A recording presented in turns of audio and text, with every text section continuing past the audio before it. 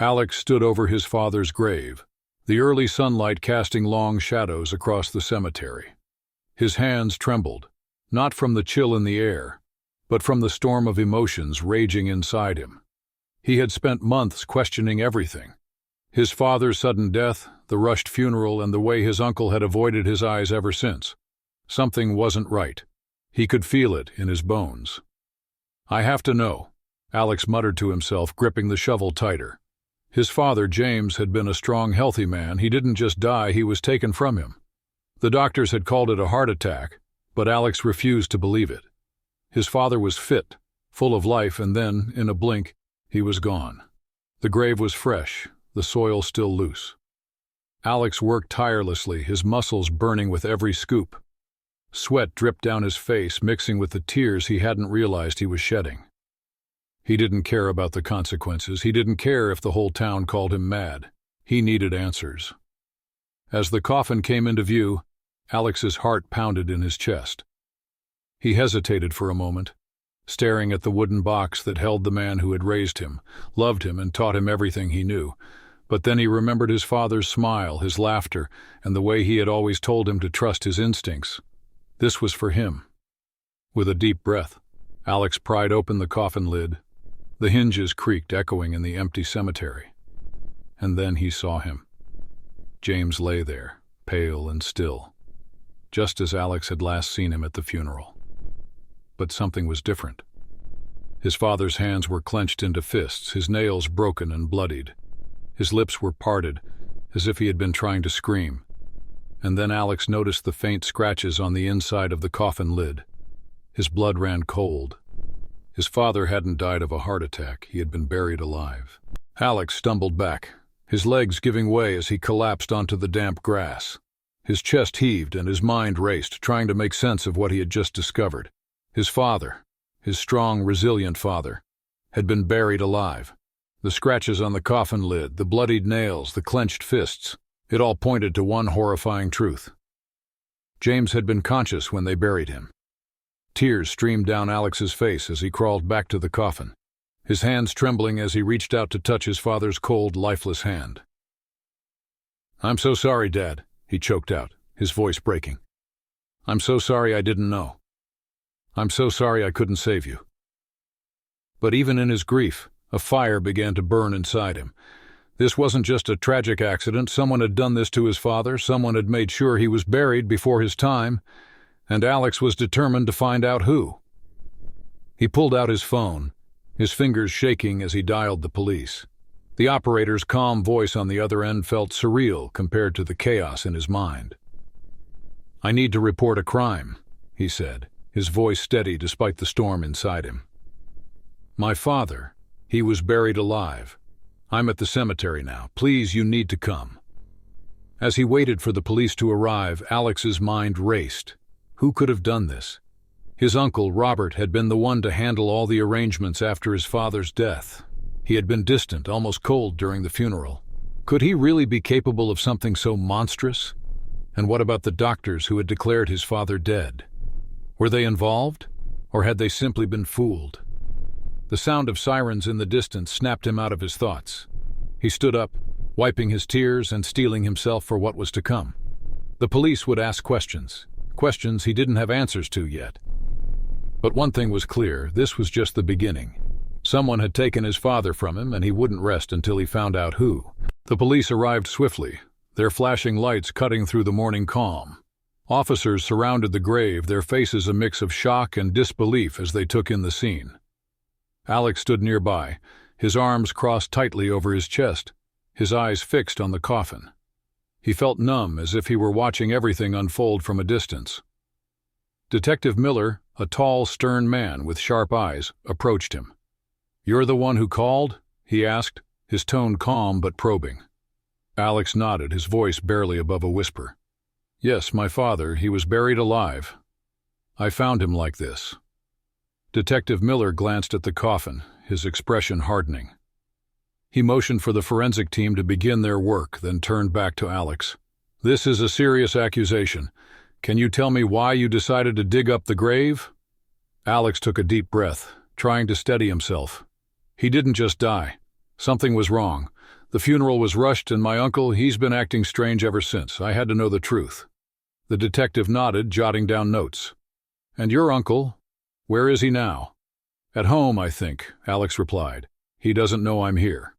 Detective Miller studied him for a moment, then signaled to one of his officers. Bring the uncle in for questioning, and get the medical examiner here ASAP. We need to confirm what happened. As the officers dispersed, Alex felt a surge of anxiety. His uncle would be furious when he found out what Alex had done. But he didn't care, not anymore, not after what he had discovered. The forensic team carefully examined James's body, documenting every detail. The scratches on the coffin lid, the bloodied nails, the faint bruises on his wrists. It all pointed to a struggle. The medical examiner arrived shortly after, confirming what Alex already knew. James had been alive when he was buried. Detective Miller returned to Alex, his expression grim. This is a homicide investigation now. We'll need to speak to your uncle and anyone else who was involved in your father's death. Do you know of anyone who might have wanted to harm him? Alex hesitated. His uncle had always been a difficult man, but he had never shown any signs of violence. Still, there was something about the way he had acted after James's death, something cold and calculating. And then there was his uncle's business partner, Daniel. Alex had always suspected there was tension between them. Could he have been involved?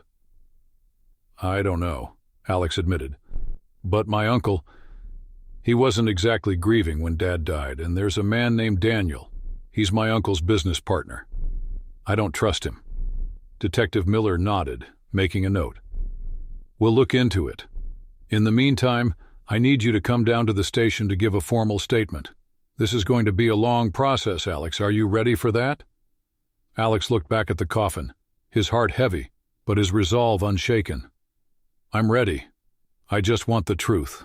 Alex sat in the cold, sterile interrogation room at the police station, his hands clasped tightly together. The fluorescent lights buzzed overhead, and the faint smell of coffee lingered in the air. Detective Miller sat across from him, his sharp eyes studying Alex as he flipped through his notes.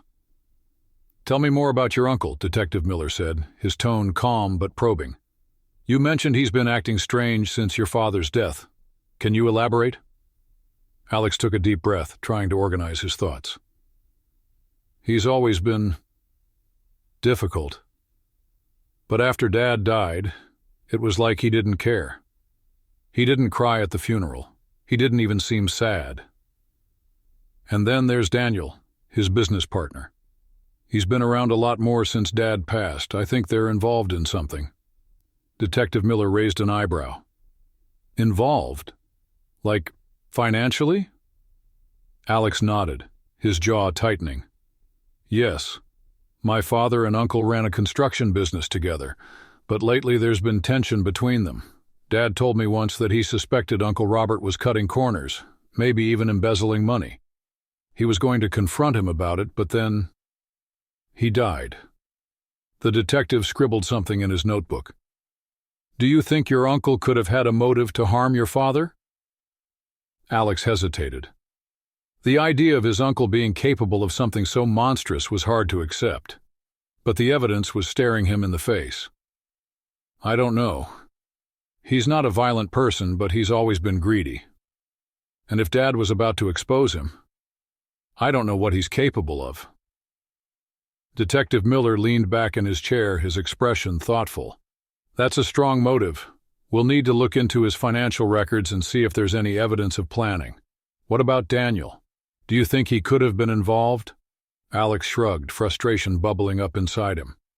I don't know. He's always been nice to me, but there's something about him that feels off. He's too smooth, like he's always putting on an act. Before Detective Miller could respond, there was a knock on the door. An officer stepped in, his face grim. We've brought the uncle in for questioning. He's in the next room. Alex's heart sank. He wasn't ready to face his uncle, not like this. But he knew he didn't have a choice. This was about his father, and he owed it to him to see this through. Detective Miller stood up, giving Alex a reassuring nod. Stay here for now. We'll handle the questioning. If we need you, we'll call you in. As the detective left the room, Alex leaned back in his chair, his mind racing. He thought about his father, his strength, his integrity, and the way he had always stood up for what was right. He didn't deserve this, no one did. In the next room, Detective Miller sat down across from Robert, Alex's uncle. Robert looked calm, almost bored, as he leaned back in his chair. "What's this about?" he asked, his tone dismissive. "We're investigating your brother's death," Detective Miller replied, his voice steady. "Your nephew has raised some concerns. He believes your brother may have been buried alive." Robert's expression didn't change, but his eyes flickered for a moment, just long enough for Detective Miller to notice. "That's ridiculous," Robert said, his voice cold. "He died of a heart attack. The doctors confirmed it." Detective Miller leaned forward, his gaze piercing. "Then why did your nephew find evidence that suggests otherwise? Scratches on the coffin lid, bloodied nails, signs of a struggle. These aren't things we can ignore." Robert's jaw tightened, and for the first time, a crack appeared in his calm facade. "I don't know what he's talking about. He's been unstable ever since his father died. He's looking for someone to blame." Detective Miller studied him for a moment, then slid a piece of paper across the table. It was a copy of James's will with Robert listed as the sole beneficiary of the family business. "Care to explain this?" Detective Miller asked. Robert's eyes narrowed, and for a moment he said nothing. Then with a sigh, he leaned back in his chair, a smirk playing on his lips. "You think you're clever, don't you? Fine. I'll tell you the truth. But you're not going to like it." Robert's smirk sent a chill down Detective Miller's spine. He leaned forward, his voice steady but firm. "We're listening. Start talking." Robert crossed his arms, his expression smug. James was a fool, always so righteous, so moral. He thought he could run the business his way, the honest way. But in this world you don't get ahead by playing by the rules. I tried to make him see that, but he wouldn't listen. He was going to ruin everything I'd built. Detective Miller's eyes narrowed. "So you decided to kill him?" Robert laughed, a cold, hollow sound. "Kill him? Number, I didn't have to. He did that himself. He had a weak heart, just like our father. All I had to do was speed things along." Alex, watching through the one-way mirror in the interrogation room, felt his stomach twist. His uncle's words were like knives, cutting deeper with every sentence. He wanted to burst into the room, to scream at him, to demand answers. But he stayed silent, his fists clenched at his sides. Detective Miller kept her composure, though her voice grew sharper. "What do you mean, speed things along?" Robert shrugged, as if discussing the weather. "I gave him something to help him sleep. A little too much, maybe. He went into a coma, and the doctors assumed he was dead. It was easy, really. No one suspected a thing." Alex's breath caught in his throat. His uncle had drugged his father, put him in a coma, and then buried him alive. The realization was like a punch to the gut. He felt sick, his vision blurring as tears filled his eyes. Detective Miller, however, remained focused. "And Daniel? Was he part of this?" Robert's smirk widened. "Daniel. He's the one who gave me the idea. He's a pharmacist, you know. He knew exactly what to use and how much to give. We were going to take over the business together once James was out of the picture." Alex's heart pounded in his chest. Daniel, the man he had always thought of as a family friend, had helped his uncle kill his father. The betrayal was almost too much to bear. Detective Miller leaned back, her expression unreadable. "You do realize that this is a confession, right? You've just admitted to conspiring to murder your brother." Robert's smirk faltered for the first time. "I didn't murder him. He was already dying. I just helped things along."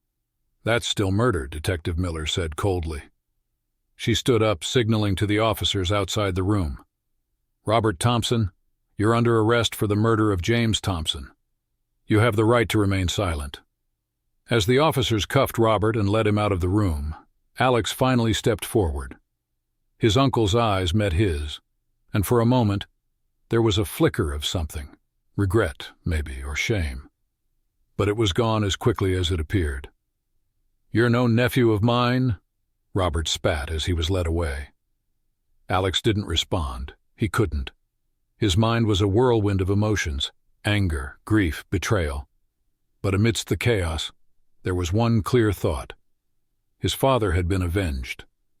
Detective Miller approached him, her expression softening. "We need to bring Daniel in for questioning, too. But this is a strong case, Alex. Your uncle won't get away with this." Alex nodded, though he felt numb.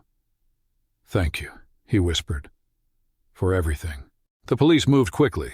Within hours of Robert's confession, they arrived at Daniel's upscale apartment. Alex stood a few steps behind Detective Miller and the officers, his face pale but determined.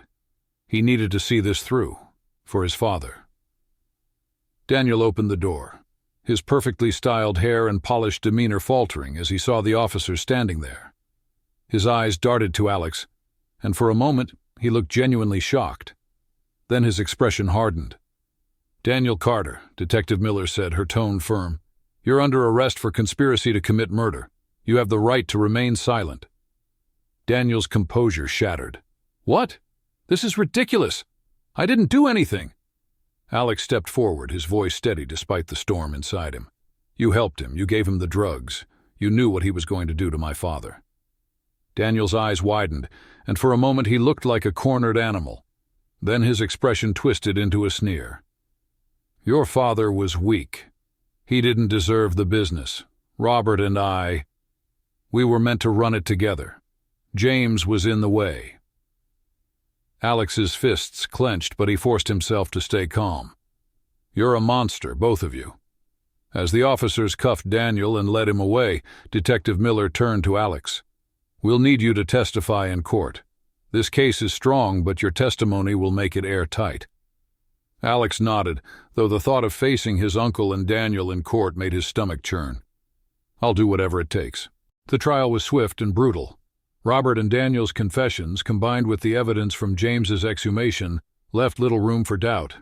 Both were found guilty of conspiracy to commit murder and sentenced to life in prison without the possibility of parole. Alex sat in the courtroom, his emotions a tangled mess. He felt relief, but it was bittersweet. His father was gone, and nothing could bring him back. But at least his killers had been brought to justice. After the trial, Alex returned to the cemetery. He stood before his father's grave, the headstone now bearing a fresh bouquet of flowers. The sun was setting, casting a warm golden glow over the grass. "It's over, Dad," Alex whispered, his voice trembling. "They're gone. They can't hurt anyone else." He knelt down, placing a hand on the cold stone. "I miss you every day, but I'll make you proud. I promise." As he stood up, a gentle breeze brushed against his face, carrying with it the faint scent of his father's favorite cologne. For a moment he felt his presence, warm and comforting, as if he were standing right beside him. Alex smiled through his tears. "I love you, Dad." And for the first time in months he felt a sense of peace. The road ahead would be long, but he knew he wasn't alone. His father's love would always be with him, guiding him, protecting him. As he walked away from the cemetery, the sun dipped below the horizon, painting the sky in shades of orange and pink. Alex took a deep breath, feeling the weight on his shoulders lift just a little. He had faced the darkness and come out stronger on the other side, and he knew, no matter what challenges lay ahead, he would be okay. Subscribe and press the bell icon so that you never miss the amazing video.